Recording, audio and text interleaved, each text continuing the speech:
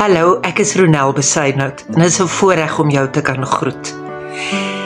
Ek wil net eers vir jou baie dankie sê dat jy 'n medereisiger saam met my op hierdie reis was om Jesus se opdragte te ondersoek. Die reeks se naam was Instructio en ons volgende reeks wat in Junie begin, Pinkstermaand, Wintermaand, dit word weer genoem Spiritus Vivus. Jy mag dalk nou dink, wat is dit met my en die Latynse terminologie? Dis eintlik baie eenvoudig. Hierdie dagstukke word dit in Afrikaans en in Engels en in Duits vir mense aangebied. Daarom maak 'n Latynse term dit so inklusief. Dit pas in enige taal. Spiritus Vivus pas by Pinkstertyd. Dit beteken die lewende gees. En dis presies waaroor hierdie reeks gaan.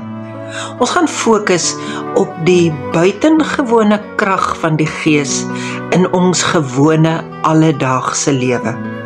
Ons fokus so baie op die buitengewone, maar wanneer dit oor die krag van die gees gaan, dan is dit juis binne die gewone waar die gees se grootste krag transformerend inwerk.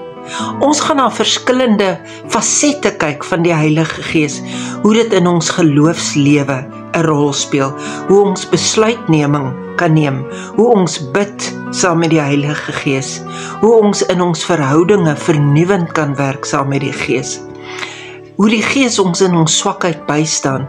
Dis allermins net groot buitengewone goed. Maar wanneer 'n gewone mens se lewe deur die Gees verander word, dan is dit juis die krag van God wat daarin tevoorskyn kom. Ek is opgewonde oor hierdie reeks. Ek gaan dit bietjie anders probeer aanbied, dalk is die dagstuk effens korter en is daar ook meer geleentheid vir jou om self Bybelstudie met kruisverwysings te doen. My passie is om mense 'n liefde vir die Bybel te gee. Maar hierdie passie kan net uitgeleef word wanneer jy self die Bybel bestudeer. Die dagstukke word of saans 9uur of soggens tussen 6 en 7 aan mense uitgestuur. Die inligting op die skerm sal vir jou wys waar jy jouself kan registreer. Jy dui aan wanneer jy die dagstukke wil ontvang. Dis natuurlik op alle sosiale platforms ook beskikbaar.